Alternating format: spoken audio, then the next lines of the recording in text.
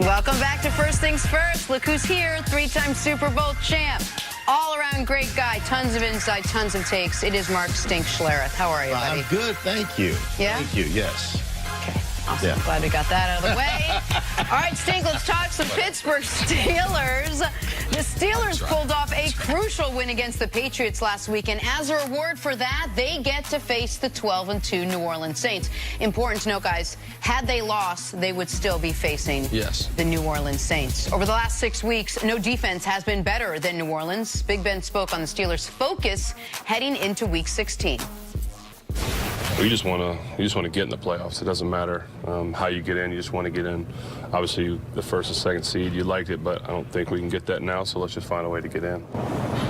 Ben, how do you attack a defense that seems so well rounded? You know, they're strong in pretty much every area. Just try and protect the ball. The guys up front are going to have their hands full with the pass rush and the noise, like I talked about. And then you know, we're just going to have to win our matchups.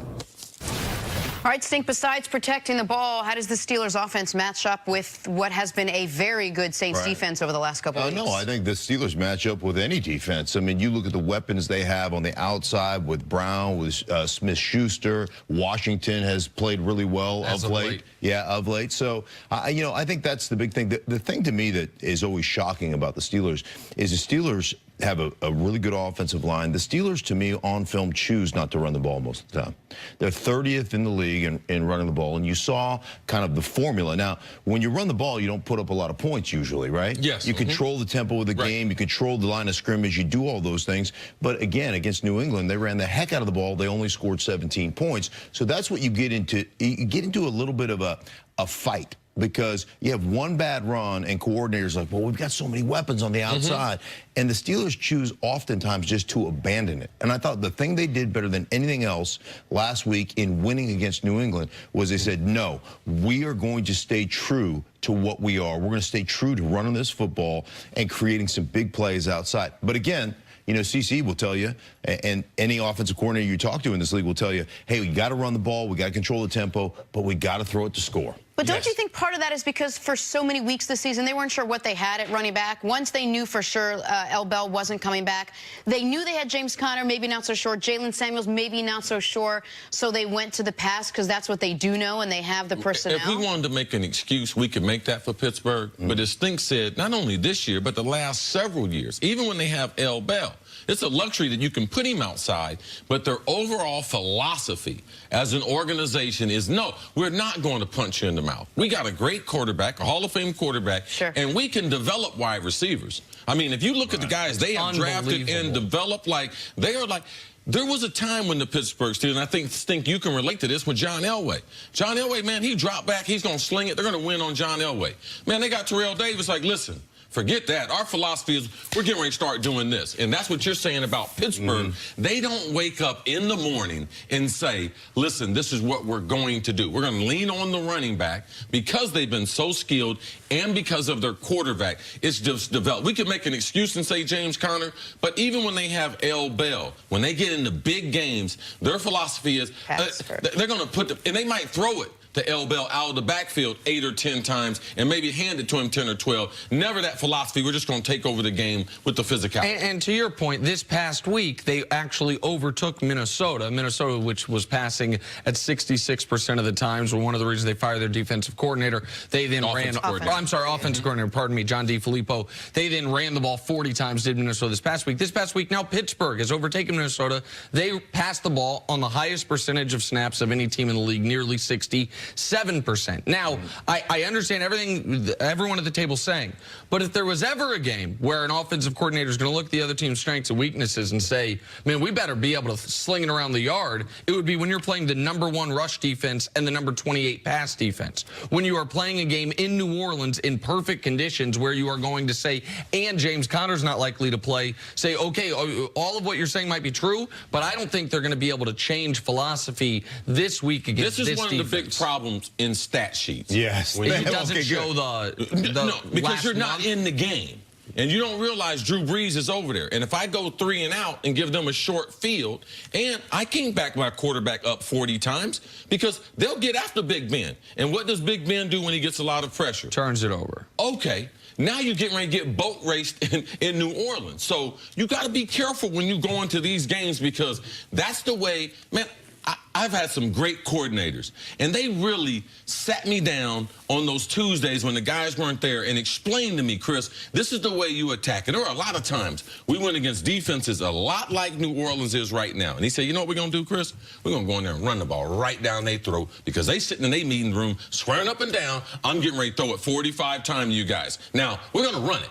And then we're going to play action, and then ultimately I need you guys to take over the game. But our philosophy going in is, because they think we're going to do that, we're going to, and that's the New England. That's how New England wins year in, year out, by doing the direct opposite. A lot of times what you look at when you look at a stat sheet is you see that the #1 run defense, you see the number 28th rush defense, or passing defense. And then you get tricked into not looking at the rest of how the games have played out. So much of the time during the beginning of the year, they were so far ahead of teams. Of course. The teams don't run the ball. They choose not to run the ball. They went through like a 10-week period. Right. And so I'm not saying that they're not good at that, but here's the deal. And I heard you earlier on the program, because I was sitting over there listening. You know, I was taking in notes, mental notes. Thank you. Sometimes write it down. Yeah, I should write it down. But here's the deal, and Chris is 100% right. We can throw one over the top, 70-yard touchdown, everybody celebrates, and you know what the defensive players go? They got us on that one. It's not a big deal. When you constantly just cram it down somebody's throat, 2 yards, 6 yards, 8 yards, 4 yards, 12 yards, 14 yards, man, it's demoralizing to a defense. Demoralizing. And so I just believe if Pittsburgh's going to win in New Orleans with that crowd noise and all the things that they have to do, you damn well better be a balanced football team and take some of the pressure off that passing game. And think that passing game, when you're in New Orleans, you're just a fraction off that snap count. So now, if I back that quarterback up, that left tackle, that right tackle. Now Pittsburgh's got a good offensive line. But the D-line's getting the jump. Oh man, so you have to really bake that into what the stats say compared to how this game is really going to play out. And New Orleans is one of the loudest places. One of the loudest places in the National Football League. And I will tell you, going to your team, Kansas City, going in there and playing when I was with the Denver Broncos in that environment, we would scrap pile a third of our offense. We would not, I mean, we would commit to running. These are the runs we're going to run. We're going to commit to it. We know we're not going to have a great yard per carry average, but we have to get attempts. Attempts are important. And then we took out all of our 7-step drops, all of our 5-step drops that had a hitch. Right, you know, where you're hitching once and then go, just like we're throwing all go, we're throwing, you know, Z shallow props. You know what I'm saying? The pass rushers were going to get a jump on the offensive line every 100%, time. 100% of the time. That's why the one advantage you have as an offense is snap count. When you go on into a place like that, it takes away that advantage. Well, and so the other part of this football game, that this is one of the more jarring numbers for any playoff team this year, is the Steelers are -9. In the turnover differential. Yeah, it's amazing. Every other team that is -8 or more, you're talking about the worst teams in football. You look at the Cardinals. None of them have a Hall of Fame quarterback. Correct. Who's touching the ball 65 times on average a game. And it's not like the team has just been caught with all of a sudden a bad fumble year where all the fumbles, every time the ball goes on the ground, they're not recovering it. These are the vast majority, 75% of these are Big Ben turnovers, either interceptions or fumbles. And so that you talked about the Saints boat racing them. If you lose the turnover battle in New Orleans, you're sunk. There's no path to victory. So whether they are going to focus on the run, the pass, or an even distribution, what they have to do is take care of the ball. Not have someone coming around the corner, Cam Jordan, strip sacking Big Ben, not Big Ben throwing those red zone picks he loves so much. Like to have a chance in this game, they have to take care of the ball. And if they don't win this game, we could be here Monday and they're in 8th place in the AFC. Like that is, even with the win last week, that's still available to them. So we've gone through all the things that the Steelers really need to do, the things they need to work on, the things they haven't done well. Does this Steelers team still invoke fear in other teams? I know they're having an off year, but when you look on the schedule and you have the Steelers, no matter how they're playing, does a team still look at that as, oh, this is like the Patriots lore, this is like the Packers lore, regardless of how they're playing? Do they have Big Ben?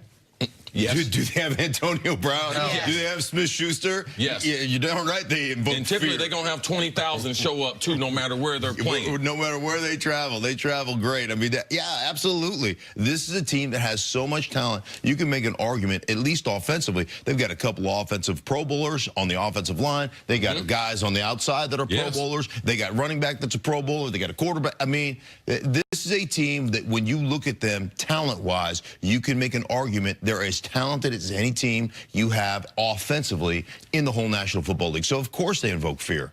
All right. You got to stop them. Okay. Yes. Stink. Good question. Stick around. Thank you. Yeah. Coming up next, though, we got three-time heavyweight champion Lennox Lewis. Oh, in man. studio I got some- with okay. us. Okay. Talk about invoking Okay. fear. How are you, sir? How are you doing? Good to see you. Truly a pleasure, man. Oh, man. Welcome to the show. Lennox, how are you, man? Mark, good to meet you, man.